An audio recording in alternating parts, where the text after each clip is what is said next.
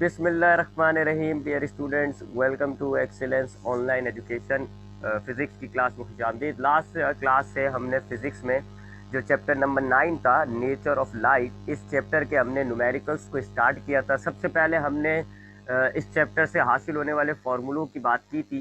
तो ये याद रख लीजिएगा जी, कौन कौन सी सिचुएशन थी। यंग डबल स्लिट एक्सपेरिमेंट, इसके फार्मूले क्या हैं ये आपके सामने लिखे हुए जी। ठीक है, ये पोजीशन ऑफ फ्रिंज का होता है। अगर ब्राइट फ्रिंज है तो ये फार्मूला लगाया जाता है, डार्क फ्रिंज है तो ये फार्मूला। ये फ्रिंज स्पेसिंग का फार्मूला होता है। ठीक है जी। इसके अलावा थिन फिल्म के तो शायद न्यूमेरिकल्स ना हो। न्यूटन रिंग में ये फार्मूले थे जी। ब्राइट रिंग के लिए ये फार्मूला है, डार्क रिंग के लिए ये फार्मूला है। इंटरफेरोमीटर का ये वाला फार्मूला कल हमने यूज़ कर लिया था। इंटरफेरोमीटर का भाई एक ही न्यूमेरिकल होता है, तो वो हमने कर लिया। डिफ्रैक्शन ग्रेडिंग का ये फार्मूला है, और डी मालूम करने का एक ये फार्मूला था, और एक्स रे का एक्स रे डिफ्रैक्शन का ये है। तो इन फार्मूलों को यूज़ करना पड़ेगा, हर हर हर सिचुएशन का न्यूमेरिकल ज़रूर होगा। फिर हमने जो पहला न्यूमेरिकल किया था वो था मिचेल्सन इंटरफेरोमीटर का। ठीक है जी। तो उसके अंदर ये वाला फार्मूला हमने देखने लगा लिया। ये वाला d equals to n lambda upon two. D से मुराद होता है कि वो जब मिरर मूव कर रहा है ना, उसकी लेंथ को आप कह रहे होते हो d. N lambda upon two, इस फॉर्मूले को लगा के हमने जो है वो नंबर ऑफ फ्रिंज मालूम कर लिया था 270। दूसरा न्यूमेरिकल हमने ये वाला किया जी। इसके अंदर आपके पास डबल स्लिट एक्सपेरिमेंट वाली कंडीशंस थी, और आपको वेवलेंथ फाइंड आउट करना था। तो आपने वेवलेंथ फाइंड आउट करा, ये फ्रिंज स्पेसिंग का फॉर्मूला यूज़ किया था हमने। अब हमारे पास है जी ये तीसरा न्यूमेरिकल। ठीक है जी, चलें अब अपने स्टार्ट करते हैं। आपने याद होगा जी, मैंने आपको फॉर्मूले भी बता दिए। मैंने आपको उस फॉर्मूला में यूज़ होने वाला जो वेरिएबल होता है वो भी बता दिया कि किस अल्फाज का क्या मतलब होता है। और ये भी बताया था मैंने आपको कि सबसे पहले हमें कंडीशन डिटेक्ट करनी होती है कि हमारे पास यंग डबल स्लिट एक्सपेरिमेंट है, या न्यूटन रिंग है, या मिचेल्सन इंटरफेरोमीटर है, या ग्रेटिंग है। ठीक है, तो ज़रा पढ़ते हैं इस न्यूमेरिकल को। Interference fringes were produce by two slits. दो स्लिट्स से इंटरफेरेंस से पैदा होने वाली फ्रिंजेस बनाई जा रही हैं। इंटरफेरेंस फ्रिंजेस आर या वर प्रोड्यूस बाय टू स्लिट्स। दो स्लिट से आप इंटरफेरेंस से वो जो ब्राइट और डार्क फ्रिंज बनती है ना, वो बना रहे हो। अब जाहिर बात है दो स्लिट यूज हुई थी यंग डबल स्लिट एक्सपेरिमेंट में, लिहाजा ये न्यूमेरिकल जो है वो यंग डबल स्लिट एक्सपेरिमेंट का हो जाता है। यहाँ पर हम यंग वाले फॉर्मूले यूज करेंगे। ठीक है जी। तो ये कंडीशन क्या हो गई, यंग डबल स्लिट। ठीक है जी। चलें जी, हम ये समझ गए कि हमारे पास कौन सा एक्सपेरिमेंट किया जा रहा है। आगे पढ़ते हैं जी। By two slits 0.25 millimetre apart. दोनों स्लिट्स के दरमियान, अपार्ट मतलब एक दूसरे से दूर, अपार्ट का मतलब है एक दूसरे से दूर। तो टू स्लिट्स 0.25 मिलीमीटर अपार्ट, दो स्लिट्स एक दूसरे से 0.25 मिलीमीटर दूर है। ठीक है, यानी कि अगर ये स्लिट 1 है, ये स्लिट 2 है, तो इन दोनों के दरमियान ये जो डिस्टेंस दिया हुआ है इसको हम डी से डिनोट करते हैं। और ये डी दिया हुआ है आपको, जो ये क्या हो गया, ये डी हो गया। ठीक है, बात समझ में आ गई होगी। तो डी हमें दिया हुआ है अपार्ट। फिर आगे क्या कहते हैं, ऑन अ स्क्रीन। एक स्क्रीन पर इंटरफेरेंस फ्रिंजेस, जाहिर बात है इंटरफेरेंस फ्रिंजेस स्क्रीन पर बनती हैं 150 मिलीमीटर फ्रॉम स्लिट। और स्क्रीन जो है वो स्लिट से 150 मिलीमीटर दूर है। अब ये स्लिट्स होती हैं, ये स्क्रीन होती है। ये जो डिस्टेंस है इनके दरमियान का, ये आपको दिया हुआ है 150, और इसको हम एल कहते हैं। तो ये जो 150 मिलीमीटर है ये एल हो जाता है। ठीक है, बात समझ में आई। तो कहते क्या है अब तक, interference fringes were produce by two slits. Interference fringes पैदा हो रही है दो स्लिट्स के जरिए 0.25 मिलीमीटर अपार्ट। दोनों स्लिट्स एक दूसरे से 0.25 मिलीमीटर दूर है। ऑन अ स्क्रीन, एक स्क्रीन पर प्रोड्यूस हो रही है ये फ्रिंजेस 150 मिलीमीटर फ्रॉम स्लिट, जो कि स्लिट से 150 मिलीमीटर दूर है। तो ये आपके पास डी हो गया, ये आपके पास एल हो गया।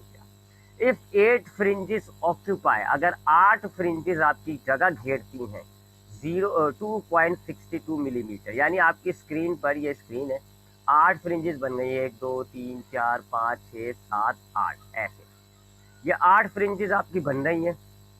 आपसे कहा जा रहा है कि इन 8 फ्रिंजेस ने कितनी स्पेस ली हुई है, 2.62 मिलीमीटर। ठीक है, इफ 8 फ्रिंजेस ऑक्यूपाई 2.62 मिलीमीटर। अगर 8 फ्रिंजिस ने कितनी जगह घेरी हुई है? 2.62 मिलीमीटर। तो ऐसा हो रहा है कुछ मामला कि ये स्क्रीन है, इस पे ये 1 2 3 4 5 6 7 8, ये 8 फ्रिंजिस हो गई, इन्होंने इतनी जगह घेरी है। हम जानते हैं जी कि दो फ्रिंज के दरमियान जो गैप होता है उसको हम कहते हैं फ्रिंज स्पेसिंग। तो ही तो इक्वेशन है हमारे पास यंग डबल स्लिट में। एक है जी फ्रिंज पोजीशन की, कि आपका जो फ्रिंज होता है वो स्क्रीन के सेंटर से कितना दूर है, और दूसरा होता है इक्वेशन हमारे पास फ्रिंज स्पेसिंग का, कि दो फ्रिंजेस के दरमियान कितना डिस्टेंस है। अब अगर हमारे पास 8 फ्रिंजेस ने जगह घेरी हुई है इतनी, अगर हम इन दोनों को डिवाइड करें तो हमें ये मिल जाएगा, दो फ्रिंज के दरमियान स्पेसिंग, या एक फ्रिंज ने कितनी जगह घेरी है, इसका मतलब वही हो गया, एक फ्रिंज ने कितनी जगह घेरी है उसके बाद दूसरा फ्रिंज आ जाएगा, वही आ गई ना, दो दो फ्रिंजेस के दरमियान गैप। तो ये दोनों वैल्यूज कुछ मायने नहीं रखती, यानी कि ये कोई हमारे पास फॉर्मूले में जो डी होता है, एल होता है, जो वैल्यूज होती हैं, जो वेरिएबल्स होती हैं, ये दोनों उनमें से कुछ नहीं है, लेकिन इनसे हम फ्रिंज स्पेसिंग निकाल लेंगे। ठीक है, बात समझ में आई? तो आपसे कह रहे हैं 8 फ्रिंजेस हैं जिन्होंने इतनी जगह घेरी हुई है। हम क्या करेंगे, हम इस जगह घेरने टोटल स्पेस को टोटल फ्रिंज से डिवाइड कर देंगे, तो हमें पता चल जाएगा एक फ्रिंज ने कितनी जगह घेरी हुई है। यही होता है ना, अगर आप टोटल डिस्टेंस को टोटल टाइम से डिवाइड करें आपको पता चल जाएगा एक सेकंड में कितना डिस्टेंस कवर हो रहा होता है। इसी तरीके से अगर आप टोटल डिस्टेंस को नंबर ऑफ फ्रिंजेस से डिवाइड कर दोगे आपको पता चल जाएगा एक फ्रिंज ने कितनी जगह घेरी हुई है, और एक फ्रिंज ने कितनी जगह घेरी हुई है उसके बाद जो है जाहिर बात है दूसरा फ्रिंज आ जाएगा।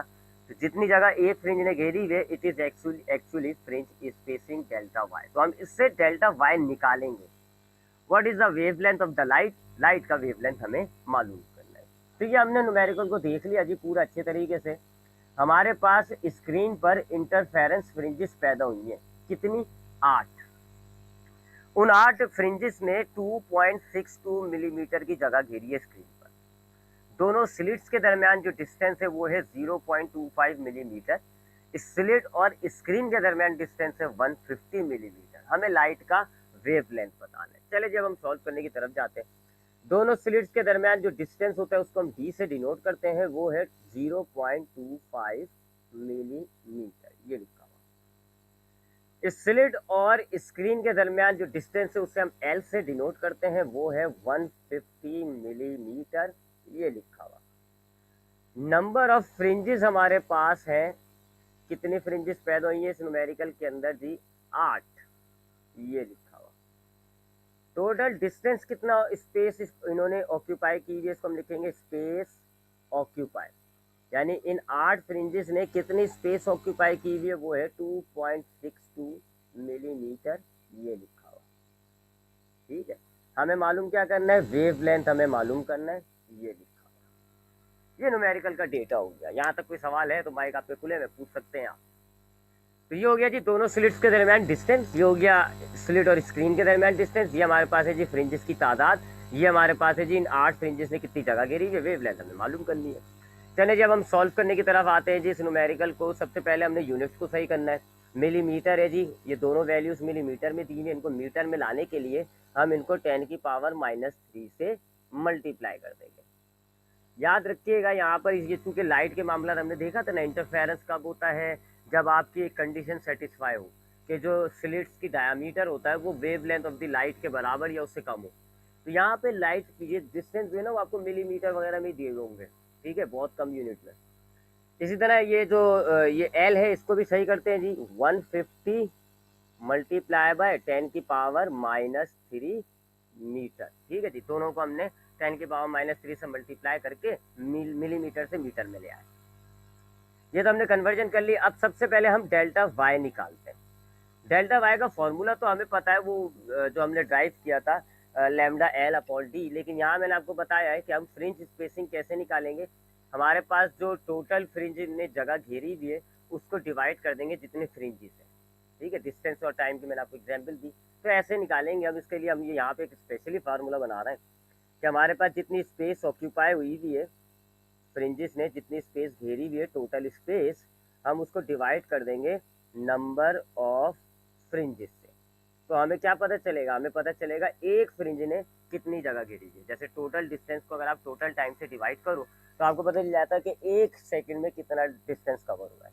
इसी तरह अगर आप टोटल डिस्टेंस को नंबर ऑफ फ्रिंजेस से डिवाइड करोगे तो आपको पता चल जाएगा एक फ्रिंज ने कितनी जगह घेरी है, और वो क्या होता है, वो फ्रिंज स्पेसिंग हो जाएगा।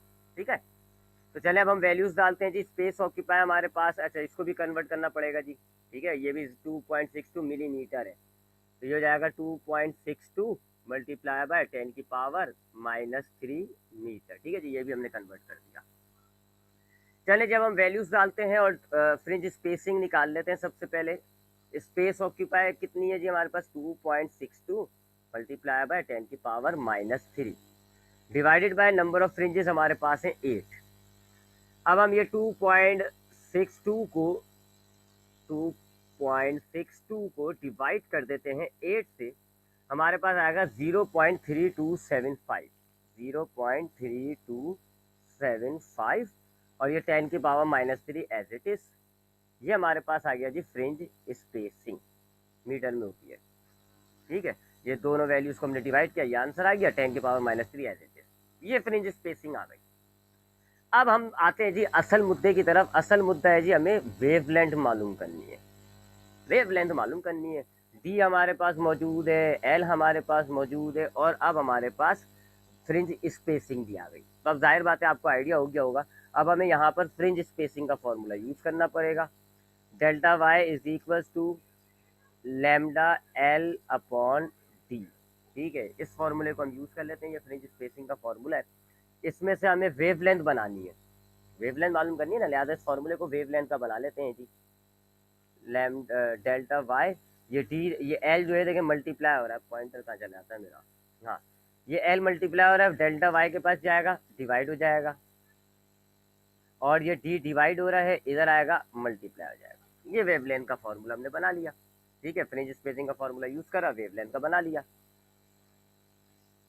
अब हम इसमें वैल्यूज डालते हैं जी। डेल्टा वाई फ्रिंज स्पेसिंग हमने कितनी मालूम करी है जी, ये देखें, ये हमने निकाली थी।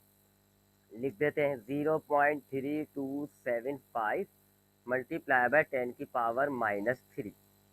फिर डी चाहिए जी। डी हमारे पास कितना है, ये लिखा हुआ जी, डी 0.25 मल्टीप्लाई 10 की पावर -3 मल्टीप्लाई बाय 0.25 मल्टीप्लाई 10 की पावर -3 डिवाइडेड बाय एल। अब एल कितना है जी, ये देखें, ये रहा एल 150 मल्टीप्लाई 10 की पावर -3 150 मल्टीप्लाई बाय 10 की पावर -3। ठीक है जी, अब हम इसको सॉल्व करते हैं। अच्छा अगेन देखें जी, ऊपर हमें इसको मल्टीप्लाई करना है। चले पहले नंबर से एक तरफ कर लेते हैं। ठीक है, 10 की पावर एक तरफ करते हैं, नंबर से एक तरफ करते हैं। 0.3275, ये 0.25 करीब लिया है, डिवाइडेड बाय 150। ठीक है, और 10 की पावर हमने एक तरफ कर दी, 10 की पावर -3 मल्टीप्लाई 10 की पावर -3 मल्टीप्लाई नीचे भी क्या है 10 की पावर -3। ठीक है, मैंने नंबर से एक तरफ कर दिया। अब मैं इस 150 को थोड़ा सा कम करूंगा, क्योंकि मुझे पता है जी ऊपर की दोनों वैल्यूज को मैं मल्टीप्लाई करूंगा, आंसर स्टिल जो है वो छोटा होगा, नीचे बड़ा होगा। तो जब ऊपर छोटी वैल्यू नीचे बड़ी वैल्यू होती है तो पॉइंटों में आंसर आता है। यहाँ तो ऐसा गंदा सा आंसर आएगा कि शायद कैलकुलेटर में भी ना निकल पाए। तो इसको हम जरा कन्वर्ट करते हैं। यहाँ पॉइंट है, इस पॉइंट को उठा के 1 और 5 के बीच में ले जाते हैं। ठीक है, ये क्या हो जाएगा, मैं मिटा देता हूँ, ये था 150 था ना, पॉइंट यहाँ पर है, देखें जी यहाँ पर है, मैं उठा के यहाँ ले आया। अब चूंकि 2 डिजिट्स जंप हो गए ना, एक यहाँ पर आया एक यहाँ, 2 डिजिट्स जंप हो गए तो 10 की पावर 2 हो जाएगी। ठीक है, तो ये 150 को मैंने साइंटिफिक नोटेशन में कन्वर्ट करा है। ये आपको आना चाहिए इस न्यूमेरिकल्स के अंदर। ये जो लाइट के न्यूमेरिकल्स है, मैंने पहले ही कहा हुआ है, इसके अंदर वैल्यू बहुत छोटी होंगी। आपकी वैल्यू तकरीबन हर डेटा 10 की पावर में होगा, तो आपको ये 10 की पावर से खेलना आना चाहिए। तो मैंने क्या किया, मैंने 150 को साइंटिफिक नोटेशन के जरिए 1.5 मल्टीप्लाई 10 की पावर 2 में कन्वर्ट कर दिया। अब इन दोनों वैल्यूज को मल्टीप्लाई करके 150 से डिवाइड कर देते हैं। तो 0.3275 मल्टीप्लाई बाय 0.25 और डिवाइडेड बाय 1.5, ये हो जाएगा 0.054 0.054। ठीक है जी, अब आते हैं मल्टीप्लाई 10 की पावर को सॉल्व करते हैं। ये -3 ये -6 हो गया। ठीक है, इसी तरीके से अब नीचे वाली ये जो पावर्स है जब ये ऊपर आएंगी तो ये माइनस, ये प्लस का 2 है, ऊपर आके क्या हो जाएगा माइनस का 2, और ये माइनस का 3 है, ऊपर आके क्या हो जाएगा प्लस का 3। ठीक है, तो इन दोनों को तो मैंने हाथ के हाथ प्लस कर दिया, ये माइनस थ्री कितना हो गया -6।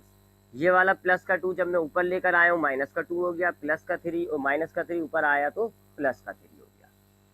चले जी अब सॉल्व करते हैं। 0.054 मल्टीप्लाई बाय, अच्छा जी ये माइनस माइनस प्लस, ये हो जाएगा 10 की पावर -8 प्लस 3। 0.054 मल्टीप्लाई बाय 10 की पावर माइनस, अच्छा जी अब ये 8 में से 3 माइनस कर दें आप, 5 बच जाएगा।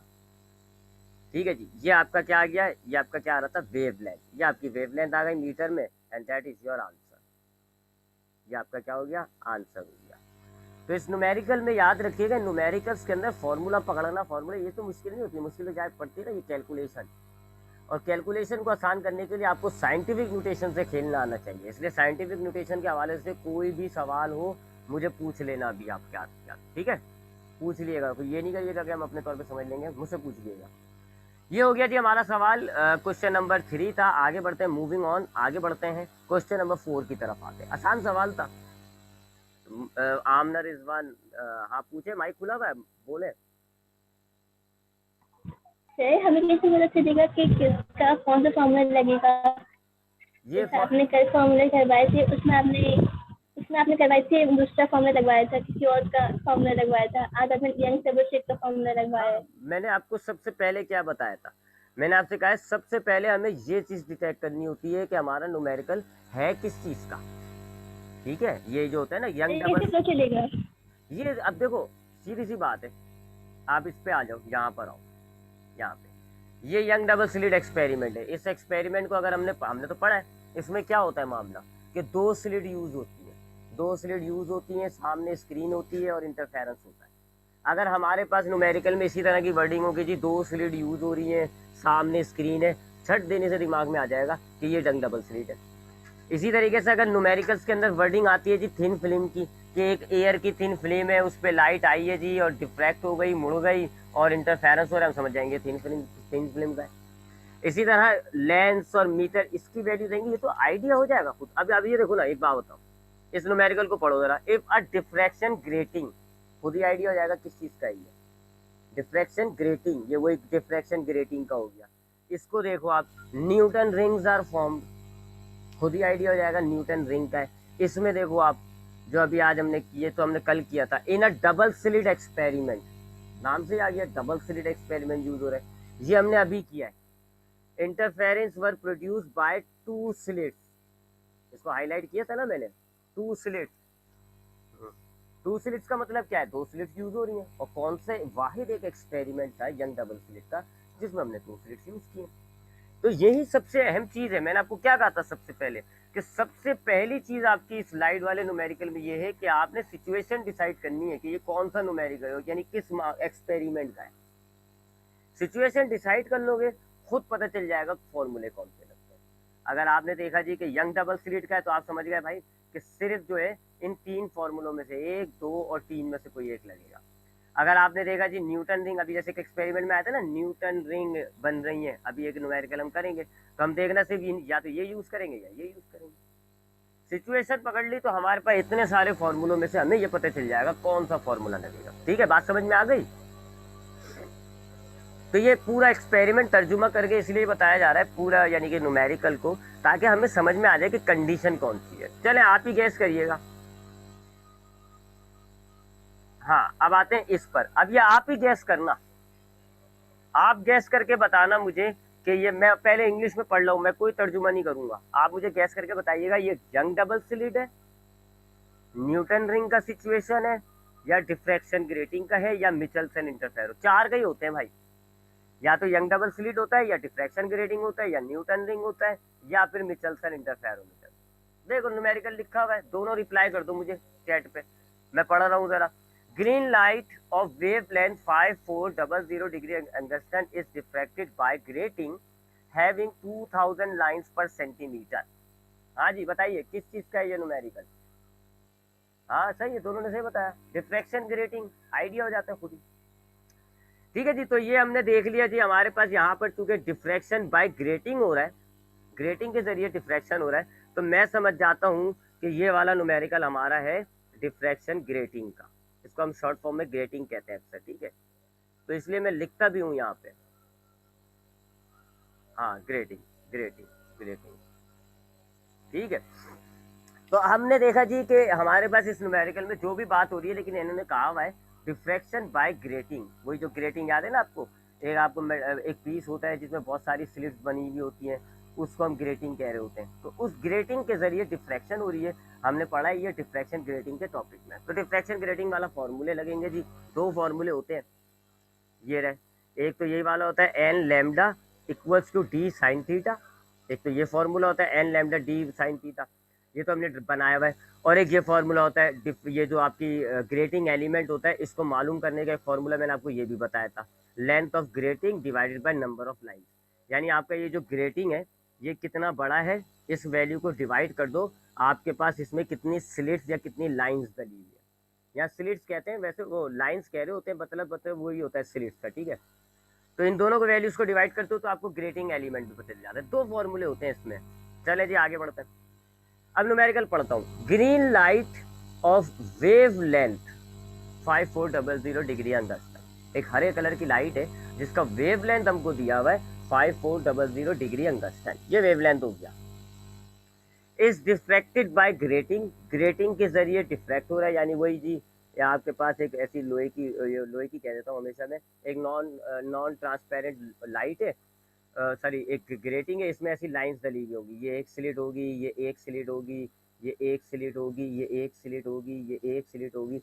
हम हर एक स्लिट को एक लाइन कह रहे होते हैं। तो ये मैंने इस वक्त जो ग्रेटिंग बनाई हुई है इसमें 5 लाइंस या 5 स्लिट्स है, ठीक है। तो ये डिफ्रैक्शन हो रहा है ग्रेटिंग से, लिहाजा ग्रेटिंग लिख दिया। Having 2000 lines per centimetre. अब ये जो ग्रेटिंग है ना, इसके पर सेंटीमीटर का मतलब होता है, यहां से हम दो चीजें निकालेंगे इस वाली वैल्यू से, 2000 लाइंस पर सेंटीमीटर। यानी ये जो आपके पास ग्रेटिंग है इसमें 2000 लाइंस है पर सेंटीमीटर, का मतलब होता है 1 सेंटीमीटर में, ठीक है। यही मतलब समझ में आता है ना, वेलोसिटी पर मीटर पर सेकंड, इसका मतलब है 1 सेकंड में इतने मीटर। तो ये जिस ग्रेटिंग से डिफ्रेक्शन किया जा रहा है उस ग्रेटिंग में 2000 लाइंस हैं 1 सेंटीमीटर के अंदर। यानी कि आपके पास ये जो लेंथ है ग्रेटिंग की लेंथ, ये 1 सेंटीमीटर है, और आपके पास इस 1 सेंटीमीटर की लेंथ में नंबर्स ऑफ लाइन कितनी है, 2000। ये दो बातें जरा ध्यान में रख लिएगा, क्योंकि ग्रेटिंग का एलिमेंट में आपको यहीं पर ही घुमाया हुआ होता है, इस वाले न्यूमेरिकल में यही घुमाया हुआ, तो बाकी तो इजी है, बच्चों वाला न्यूमेरिकल है भाई, यहाँ पर होता है। डी नहीं दिया हुआ हमको, ग्रेटिंग एलिमेंट नहीं दिया हुआ, यहाँ हमें दो बातें दी हुई है एक वैल्यू के अंदर। ये जो हमें वैल्यू दी हुई है ना 2000 लाइंस पर सेंटीमीटर, यहाँ दो बातें छुपी हुई है इस वैल्यू के अंदर। ये जो है ना 2000 लाइंस पर सेंटीमीटर, ये जो एक वैल्यू दी हुई है हमें ये वाली, इसमें दो बातें छुपी हुई है। पहली बात ये छुपी हुई है कि हमारा जो ग्रेटिंग है ये कितना बड़ा है। ये जो ग्रेटिंग होता है ना ये पूरा, इसकी लेंथ बताई है ये पर सेंटीमीटर, यानी 1 सेंटीमीटर, ये इसकी लेंथ है।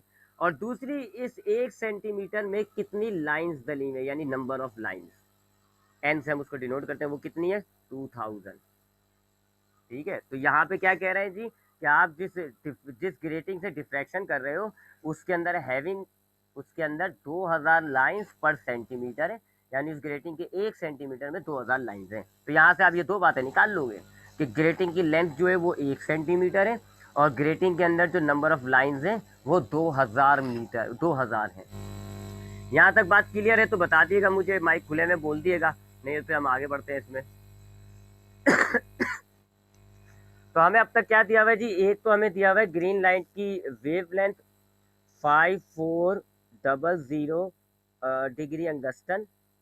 दूसरा ये जो वैल्यू है, ये जो वैल्यू है हमारे पास 2000 लाइंस पर सेंटीमीटर, ये कुछ नहीं होता है, ये एक अजीब सी वैल्यू है, इससे हम दो बातें निकाल लेंगे, ठीक है। ये ऐसी कोई फिजिकल क्वांटिटी नहीं है, हम इससे दो बातें निकालेंगे। एक हम निकालेंगे जो हमारी ग्रेटिंग की लेंथ है, ठीक है, इसको मैं लिख भी देता हूँ, फिर मैं इसका सिंबल भी डाल दूंगा, इसको मैं लिखूंगा लेंथ ऑफ ग्रेटिंग, यानी वो जो आपका है ना ग्रेटिंग नॉन ट्रांसपेरेंट जो होता है जिसमें लाइंस जली हुई होती है, वो लेंथ ऑफ ग्रेटिंग एल से हम इसको डिनोट करते हैं कितना है 1 सेंटीमीटर।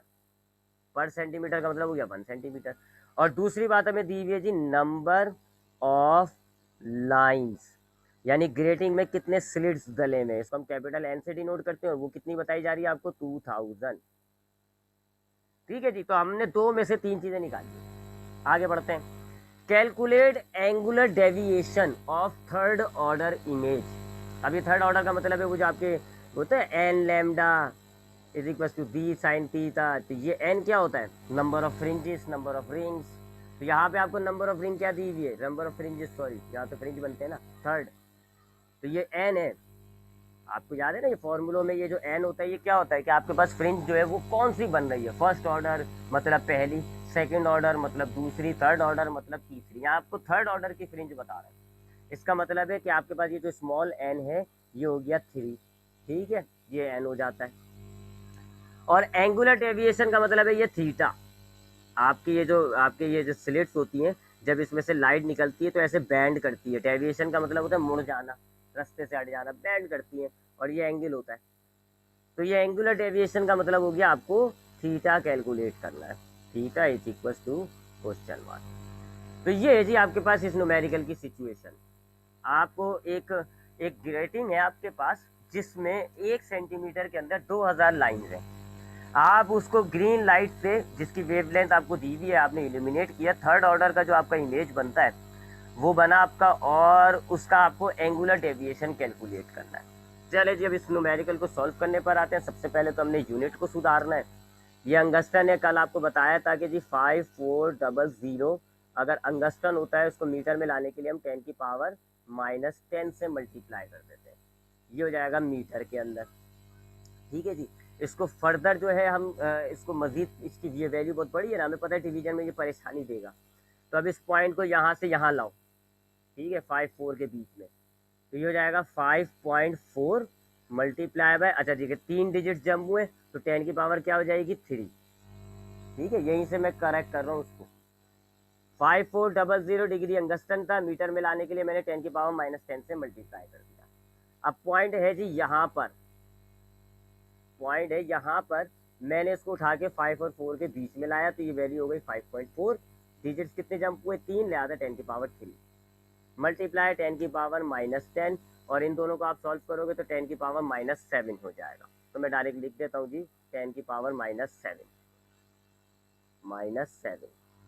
ठीक है जी, अब ये मीटर हो गया, जरा वैल्यू थोड़ी छोटी हो गई है, बात समझ में आ गई होगी। लेंथ पर आते हैं जी, सेंटीमीटर है, इसको मीटर में लाओ तो इसको 100 से डिवाइड करना पड़ता है, ये हो जाएगा 0.01 मीटर। ठीक है ना, सेंटीमीटर है, हमें मीटर में लानी है, तो सेंटीमीटर से मीटर में लाने के लिए हम 100 से डिवाइड कर देते हैं। एक को आप जब 100 से डिवाइड करोगे ये आंसर आएगा। बाकी आपकी किसी चीज़ का या यूनिट ही नहीं होता, ये तो तादाद है, ये भी गिनती है जी, इसमें कोई यूनिट नहीं होता। चलें जी आगे बढ़ते हैं। अच्छा, अब सबसे पहले हम डी निकालेंगे, क्योंकि आपने ग्रेटिंग वाला अगर याद होगा आपको, मैंने तो बताया ना आपको ग्रेटिंग है। अब ग्रेटिंग में हमारे पास दो फॉर्मूले हैं, एक है n lambda is equal to d sine theta, ठीक है, ये वाला मेजर फार्मूला है। बाकी दूसरा फार्मूला तो डी मालूम करने का, ये देख लें, ये है जी मेजर फार्मूला। बाकी ये तो डी मालूम करने का है, ठीक है, कहाँ है ये वाला। तो अब इस फार्मूले को अगर मैं यूज़ करूँ, इस फार्मूले को, थीटा मुझे निकालना हैगा, और एन भी दिया हुआ है ये रहा 3, और वेवलेंथ भी मौजूद है, ये दी हुई जी 5.4 मल्टीप्लाई 10 की पावर -7, क्या चीज़ नहीं है, डी नहीं है। ग्रेटिंग का जो मेरे पास फॉर्मूला है n lambda d sine theta, इस फॉर्मूले के अंदर एक चीज़ मिस हो रही है, डी नहीं है, डी निकालना पड़ेगा। और डी निकालने के लिए मैंने आपको क्या फॉर्मूला बताया था जी, ये देख लें अब दोबारा, ये length of grating divided by number of lines. ठीक है, length of grating divided by number of lines. ठीक है, तो इस फॉर्मूले की, ये दोनों आपको दिया हुआ है, इस फॉर्मूले की मदद से आप डी निकाल लोगे और फिर इस वैल्यू को इसमें फिट करके थीटा मालूम कर लोगे। ठीक है, आगे बढ़ते हैं जी। डी का फॉर्मूला हम यूज कर रहे हैं length of grating divided by number of lines. Length of grating हमारे पास है जी कितनी, 0.01 मीटर, ये लिखी हुई, ये रही, और नंबर ऑफ लाइंस हमारे पास है जी 2000। अब इसको डिवाइड करते हैं, पता नहीं होगा नहीं होगा जी, ये सारी वैल्यूज बड़ी जहर लगती है मुझे ऐसी। 2000 हाँ जी 0.50 पे 5, डी इज इक्वल टू 0.1234 और फिर 5, ये वैल्यू आ रही है। इसको जाहिर बात है साइंटिफिक नोटेशन में लेके जाएंगे। डी इज इक्वल टू, इस पॉइंट को यहाँ लिया हो 5, ठीक है 5 के बाद ला रहा हूँ मल्टीप्लाई बाय 10 की पावर। अच्छा अब कितने डिजिट जंप होंगे? हाँ 1 2 3 4 5 6 पॉइंट यहाँ लाया हूँ, तो 6 डिजिट जंप हो रहे हैं -6। माइनस क्यों आया? क्योंकि ये जब नंबर 0 पॉइंट होता है ना तो फिर पावर माइनस में जारी होती है। तो ये हो गया जी आपके पास डी। आपने क्या किया, डी का फॉर्मूला यूज किया, एल अपॉन एन यानी कि number length of grating divided by number of lines, दोनों वैल्यूज डाली, सॉल्व किया। आंसर आया 0.000005। आपने इस पॉइंट को 5 के पीछे लिया, ये नंबर हो गया 5। 6 डिजिट जंप हुए, 1 2 3 4 5 6, तो आपने 10 की पावर 6 लिखा। क्योंकि आपने 0 पॉइंट के अंदर नंबर और पीछे लेके गए हो, उल्टे हाथ की तरफ लेके गए हो, तो आपका ये पावर माइनस में आ जाती है। ये डी आ गया, डी मालूम हो गया। अब आप ग्रेटिंग का फॉर्मूला यूज कर लो। डिफ्रैक्शन ग्रेटिंग में हमने इक्वेशन बनाई थी n lambda equals to d sine theta. अब इसमें से साइन थीटा को रहने दें, डी इधर मल्टीप्लाई और इसको इधर लेकर आए, डिवाइड हो जाएगा n lambda divided by t. ठीक है, इधर हम साइन थीटा को रोक लेते हैं क्योंकि थीटा हमें मालूम करना है। वैल्यूज डालते हैं जी, नंबर ऑफ एन क्या था हमारे पास 3 है जी, थर्ड ऑर्डर इमेज है, मल्टीप्लाई बाय वेवलेंथ कितनी है, ये देखें ये लिखी हुई वेवलेंथ 5.4 मल्टीप्लाई 10 की पावर -7, 5.4 मल्टीप्लाई 10 की पावर -7 डिवाइडेड बाय डी हमने कितना निकाला, ये निकाला हुआ डी डिफ्रैक्ट ये ग्रेटिंग एलिमेंट 5 मल्टीप्लाई 10 की power -6 is equal to sine theta. चले जी अब सॉल्व करते हैं, इन तीनों वैल्यूज को सॉल्व करें। पहले 3 को 5.4 से मल्टीप्लाई और फिर 5 से डिवाइड, तो 3 multiply by 5.4 and divided by 5, ये हो जाएगा 3.24। और अब 10 की पावर सॉल्व करते हैं। ऊपर हमारे पास है 10 की पावर -7 और ये नीचे का जो -6 है ये ऊपर आएगा और ये प्लस का 6 हो जाएगा। ठीक है जी, साइन थीटा 3.24 मल्टीप्लाई बाय, हाँ जी माइनस प्लस माइनस होता है, 7 में से 6 निकाल दो, 1 बचेगा बड़ा साइन माइनस का, यानी कि 10 की पावर -1। अब 10 की पावर -1 का मतलब है आप पॉइंट को एक इधर छेड़ दो, यानी इधर ले आओ, माइनस का मतलब इधर ले आओ, या फिर आप 10 की पावर -1 का मतलब है 10 नीचे आ जाएगा डिवाइड में। ठीक है, यानी इसकी पावर प्लस करनी है तो इसको नीचे ले आओ 3.24। अब इसकी पावर माइनस है, मैं इस 10 को नीचे ले आया तो पावर प्लस हो गई, साइन थीटा। अब इन दोनों वैल्यूज को डिवाइड करेंगे तो ये जाएगा 0.324 साइन थीटा। अब साइन को इधर लेकर आते हैं तो ये साइन इनवर्स हो जाता है, साइन इनवर्स 0.324। और अब इस वैल्यू का साइन इनवर्स निकाल लें जी, कैलकुलेटर से निकलता है। कैसे निकलता है जी, इनवर्स लिखते हैं हम और साइन इनवर्स निकालना है किसका, 0.324, इसका हमने निकालना है इनवर्स साइन, ये हो जाएगा 18.9 यानी कि तकरीबन 19 डिग्री का एंगल है। एंगुलर डेविएशन कितनी है, 19 डिग्री। ठीक है जी, तो ये हो गया जी सवाल आपका। इसमें पहला हुआ है, अभी ए मालूम किया, बी नहीं किया हमने, बी अभी बता रहा हूँ। तो बहुत इजी था, बस आपने सबसे पहले देखा कौन सा मामला है जी, आपने देखा ग्रेटिंग का मामला है क्योंकि ग्रेटिंग का वर्ड आ रहा है। आपने उसके बाद देखा ये वेव लेंथ है, इससे आपने लेंथ ऑफ ग्रेटिंग और नंबर ऑफ लाइंस निकाली, ये आपके पास एन हो गया। सारा डेटा आपने लिखा एक जगह, फिर आपने देखा ग्रेटिंग है तो 2 फॉर्मूले हैं आपने। अब आपने देखा जी इस फॉर्मूले से मैं थीटा तो निकाल सकता हूँ, इस काय पॉइंटर मेरा ये, इस फॉर्मूले से मैं थीटा निकाल सकता हूँ लेकिन डी नहीं है, लिहाजा पहले आपने डी को पकड़ने की सेटिंग करी। आपने क्या करा, डी का फॉर्मूला यूज किया एल अपॉन एन, या आपने डी निकाल लिया। अब जब डी आ गया तो आपने वही ग्रेटिंग का फॉर्मूला यूज किया, उसमें से पहले आपने साइन थीटा की वैल्यू बना ली, 0.324 साइन थीटा की हो गई। अब साइन इधर लेके आए, साइन इनवर्स थीटा निकाल लिया। अब दूसरे हिस्से में क्या कहते हैं जी, is a 10th order image possible. क्या इसी सेटअप के अंदर कि अगर आपके पास एक सेंटीमीटर का ग्रेटिंग है, ये वाली बात, 1 सेंटीमीटर का ग्रेटिंग है जिसमें 2000 लाइन है और जो वेव लेंथ है वो है 5400 डिग्री अंगस्टन। अब ये कह रहे हैं कि इसी सेटअप में क्या 10वां थर्ड ऑर्डर का मतलब 10th ऑर्डर का मतलब क्या हो गया 10वीं फ्रिंज, क्या 10वीं फ्रिंज पॉसिबल है या नहीं। यानी लाइट जितनी बैंड हो रही है, जितनी भी एक्सपेरिमेंटल कंडीशन है, क्या इस कंडीशन के अंदर 10वां फ्रिंज बन सकता है या नहीं। ठीक है, यहाँ ये 10 क्या हो जाएगा n। अभी आपका होमवर्क होगा, आप क्या करोगे, अब आपने वही डेटा है आपके पास, अभी भी आपके पास वेवलेंथ उतनी है, कहाँ है जी ये रही, अभी भी आपके पास वेवलेंथ इतनी है, ठीक है, इतनी ही वेवलेंथ है। और डी भी आपके पास, अब डी तो आपने निकाल लिया, यही डी है आपके पास, ठीक है।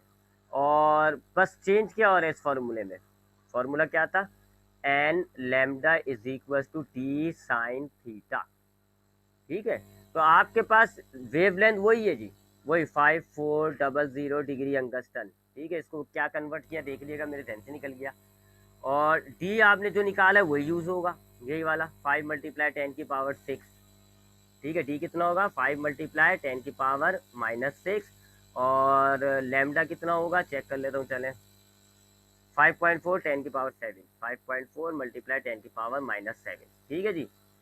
तो लैम्डा भी आपके पास वही रहेगा, डी भी वही रहेगा। आपसे क्या पूछा जा रहा है 10वां, एन क्या हो रहा है आपके पास यहाँ पर 10वां आपसे फ्रिंज पूछ रहे हैं कि बन सकता है या नहीं। तो अभी दूसरे हिस्से में कह रहे हैं कि अगर हम इसी सेटअप को यूज करें तो क्या 10वां फ्रिंज बन सकता है या नहीं। हमने कहा जी ठीक है चेक करते हैं, n lambda is equal to d sine theta वाला फॉर्मूला लिया, क्योंकि सेटअप वही है लिहाजा ग्रेटिंग एलिमेंट वही रहेगा, वेवलेंथ लाइट भी हम उसी को यूज कर रहे हैं लिहाजा वेवलेंथ भी ये रहेगा। अब हमें 10वां ऑर्डर चेक करना है। अब आप इसमें ये तीनों, ये वाली वैल्यू भी आपके पास है 10, ये वाली वैल्यू भी आपके पास है जी 5.4 × 10⁻⁻⁷, ये वाली वैल्यू भी है। आप ये थीटा निकालो, थीटा निकालना, बल्कि सिर्फ थीटा ही नहीं साइन थीटा निकाल लेना, जरूरत नहीं पड़ेगी। साइन थीटा कैलकुलेट करें क्या निकलता है, आप करिएगा मुझे दिखाइएगा जरूर, लेकिन मैं आपको आंसर बता रहा हूँ। साइन थीटा जब आप इसका निकालोगे ना, साइन थीटा आएगा 1.0 समथिंग, कुछ 1.08 समथिंग आएगा। साइन की वैल्यू 1 से ऊपर होती ही नहीं है, आपने हजारों बार साइन निकाला होगा, साइन की वैल्यू 1 से कम नहीं होती है। साइन क्या, कॉस टेन सब का, ये जो ट्रिग्नोमेट्रिक रेशियो होती है इनकी वैल्यू हमेशा 1 से लेस होती है, 0.9999 या कुछ भी इससे नीचे।